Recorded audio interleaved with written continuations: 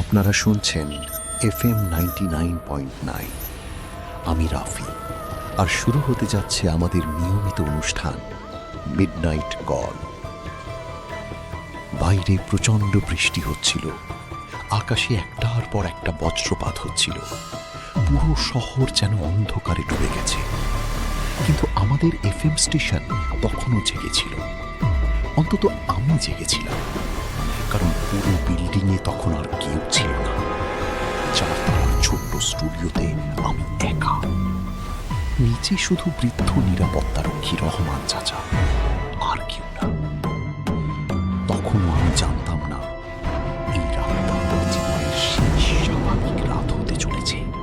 আমি গান চালিয়ে হেডফোন খুললাম, এক কাপ কফি হাতে জানালার পাশে দাঁড়ালাম। বৃষ্টির পানি কাছে আঘাত করছিল। হঠাৎ বজ্রপাতের আলোয় সামনে পুরো বিল্ডিংটা দেখা গেল। এক সেকেন্ডের জন্য মনে হলো ছাদে কেউ দাঁড়িয়ে আছে। আমি চোখ মুছে আবার তাকালাম, কেউ নেই। ভাবলাম চোখের ভুল। আবার স্টুডিওতে ফিরে এলাম। রাত 12:57। প্রথম কল আসলো। স্ক্রিনে কোনো নাম দেখাচ্ছিল না, শুধু নম্বর। আমি স্বাভাবিকভাবেই রিসিভ করলাম। হ্যালো, আপনি লাইভে আছেন। কয়েক সেকেন্ড নীরবতা, তারপর খুব নিচু স্বরে একটি মেয়ের কণ্ঠ। ভাইয়া, আপনি কি আমাকে শুনতে পাচ্ছেন? জি, শুনতে পাচ্ছি। আমাকে একটু সাহায্য করবেন? কণ্ঠটা অদ্ভুত লাগছিল, যেন অনেক দূর থেকে আসছে। আমি বললাম, কি হয়েছে? মেয়েটা বলল, আমার বাসার বাইরে একজন লোক দাঁড়িয়ে আছে। আমি হেসে বললাম, চোর ডাকাত হলে পুলিশে ফোন করুন। কিন্তু সে হাসল না, বরং আরো নিচু স্বরে বলল, সে অনেকক্ষণ ধরে তাকিয়ে আছে। আমার বুকের ভেতর কেমন যেন করল। আপনি পর্দা টেনে দিন। দিয়েছি। তাহলে দেখতে পাচ্ছেন কিভাবে? ওপাশে কয়েক সেকেন্ড চুপ, তারপর সে বলল, কারণ সে এখন ঘরের ভেতরে। আমার হাত হঠাৎ ঠান্ডা হয়ে গেল। আমি ভেবেছিলাম এটা কোনো প্র্যাঙ্ক কল, কিন্তু তার গলায় ভয়ের একটা বাস্তব কম্পন ছিল। ঠিক অভিনয়ের মতো না, সত্যিকারের আতঙ্ক। হঠাৎ ফোনের ওপাশে একটা শব্দ হলো, নক, নক, নক। যেন কাঠের দরজায় কেউ ধীরে ধীরে আঘাত করছে। মেয়েটা ফিস ফিস করে বলল, সে দরজায় এসেছে। আমার গলা শুকিয়ে গেল। আপনি কোথায় থাকেন? ঠিকানা দিন। সে উত্তর দিল না। দরজা বন্ধ করে চেয়ারে বসতে আবার ফোন বেজে উঠল। একই নম্বর। হ্যালো। ওপাশ থেকে কাঁপা কণ্ঠে মেয়েটা বলল, সে এখন আমার ঘরের ভেতরে। ঠিক তখনই আমার স্টুডিওর আলো একবার জ্বলে উঠল, আবার নিভল, তারপর আবার জ্বলল। আমি স্থির হয়ে গেলাম, কারণ কাঁচের দেয়ালে এক সেকেন্ডের জন্য একটা ছায়া দেখলাম।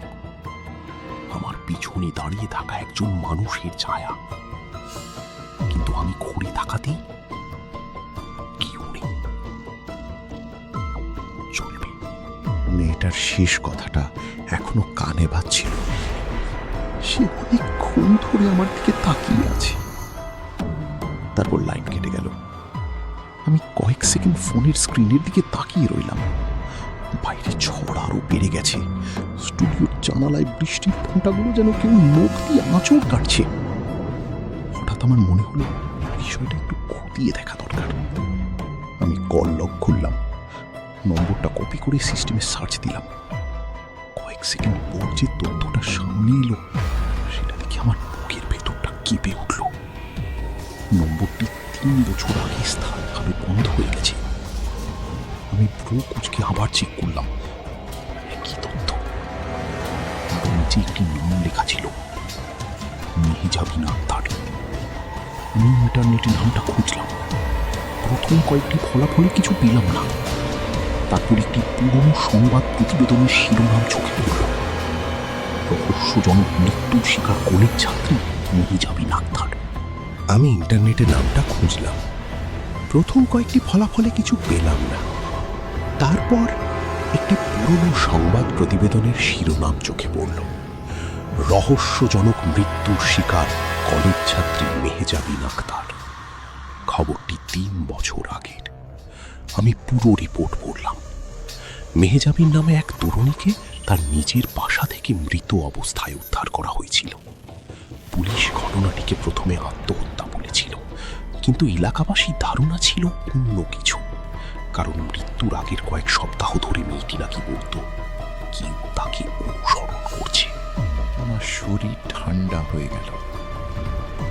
ঠিক তখনই ফোন আবার বেজে উঠল।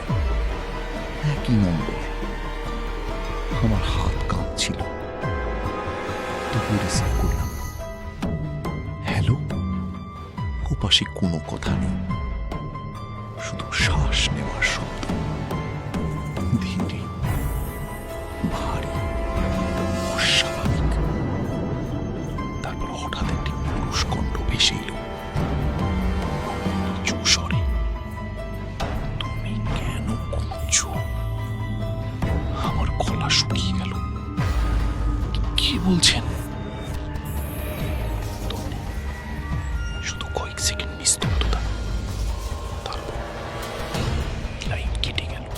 ফোন কেটে যাওয়ার পর আমি আর বসে থাকতে পারলাম না। সোজা সিসিটিভি রুমে গেলাম, মনিটর চালু করলাম, 4 তলার করিডোরের ফুটেজ দেখতে শুরু করলাম। প্রথমে সব স্বাভাবিক লাগছিল, ফাঁকা করিডোর, হলুদ আলো, নীরবতা। তারপর হঠাৎ স্ক্রিনের এক কোণায় একটা অবয়ব দেখা গেল। একজন মহিলা, লম্বা চুল, সাদা পোশাক, স্থির হয়ে দাঁড়িয়ে আছে। আমি ভিডিও থামিয়ে জুম করলাম। মহিলার মুখ দেখা যাচ্ছিল না, চুলে ঢাকা, কিন্তু সে সরাসরি ক্যামেরার দিকে তাকিয়েছিল। আমার বুকের ধুকপুকানি বেড়ে গেল। আমি সময়টা দেখলাম। রেকর্ডিং অনুযায়ী সে সেখানে দাঁড়িয়েছিল ঠিক সেই সময়ে যখন আমি প্রথম কলটা পেয়েছিলাম। কয়েক সেকেন্ড পরে ফুটেজে আরো অদ্ভুত কিছু দেখা গেল। মহিলাটি ধীরে ধীরে ক্যামেরার দিকে এগিয়ে আসছে। 1 পা, 2 পা, 3 পা। তারপর হঠাৎ স্ক্রিন ছিড়ছিড় করে উঠল, ভিডিও বিকৃত হয়ে গেল। আর যখন ছবি স্বাভাবিক হলো, মহিলাটি নেই, পুরো করিডোর ফাঁকা।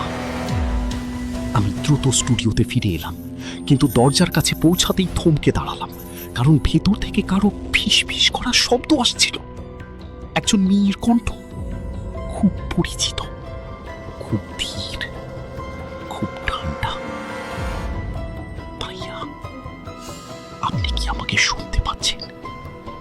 আমি দরজার হাতলে হাত রাখলাম, আর ঠিক তখনই স্টুডিওর সব আলো একসঙ্গে নিভে গেল।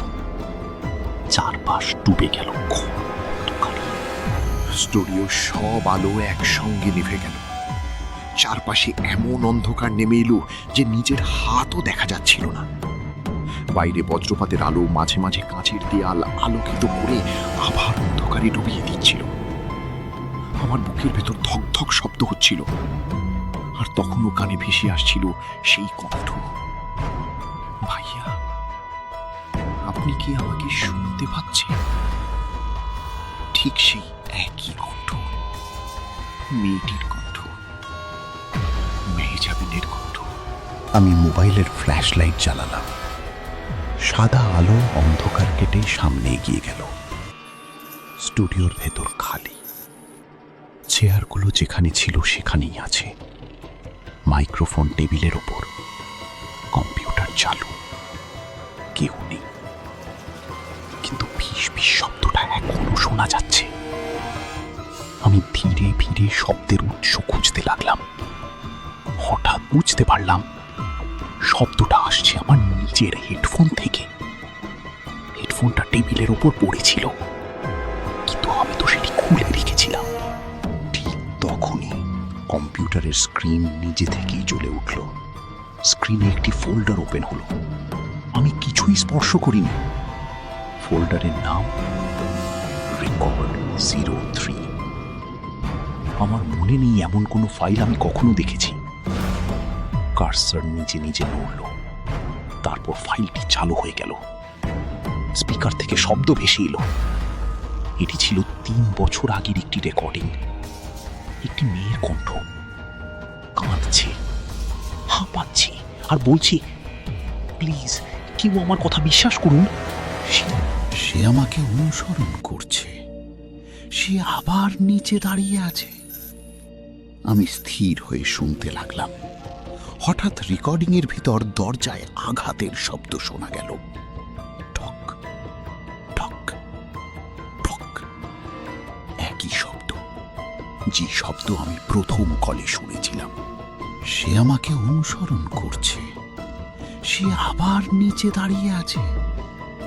আমি স্থির হয়ে শুনতে লাগলাম। হঠাৎ রেকর্ডিংয়ের ভিতর দরজায় আঘাতের শব্দ শোনা গেল। ঠক ঠক ঠক, একই শব্দ, যে শব্দ আমি প্রথম কলে শুনেছিলাম। তারপর রেকর্ডিংয়ে মেয়েটির কণ্ঠ কাঁপতে কাঁপতে বলল, যদি আমার কিছু হয় সবাই জানবে এটা আত্মহত্যা না, ও আমাকে মেরে ফেলবে। রেকর্ডিং হঠাৎ বন্ধ হয়ে গেল। স্টুডিও আবার নীরব। কিন্তু আমার মাথার ভেতর একটা প্রশ্ন ঘুরছিল, যদি এটা সত্যি হয় তাহলে মির্জাবিন আত্মহত্যা করেনি, তাকে হত্যা করা হয়েছিল।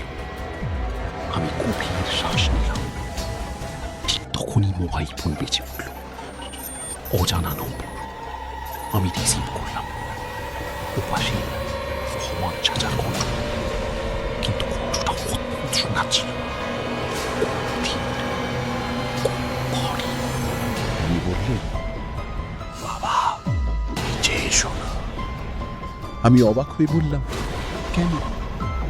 কয়েক সেকেন্ড নীরবতা। তারপর তিনি বললেন, কারণ আমি নিচে নেই। আমার শরীর জমে গেল, ফোন কেটে গেল। আমি দৌড়ে জানালার কাছে গেলাম, নিচের গেটের দিকে তাকালাম। বজ্রপাতের আলোয় এক মুহূর্তের জন্য গেট দেখা গেল, আর সেখানে দাঁড়িয়ে ছিল একজন মানুষ, রেইনকোট পরা, মাথা নিচু, সম্পূর্ণ স্থির। বজ্রপাতের আরেকটি আলো ঝলসে উঠল। আমি আবার তাকালাম। লোকটা এবার মাথা তুলে সরাসরি আমার জানালার দিকে তাকিয়ে আছে, ঝড়তলা উঁচুতে। অন্ধকারের ভেতর থেকেও আমি অনুভব করতে পারছিলাম সে আমাকে দেখছে, আর তার মুখে ধীরে ধীরে একটি অস্বাভাবিক হাসি ফুটে উঠছে।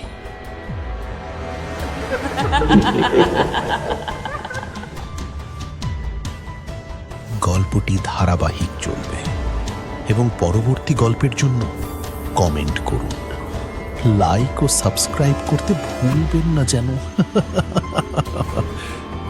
ধন্যবাদ।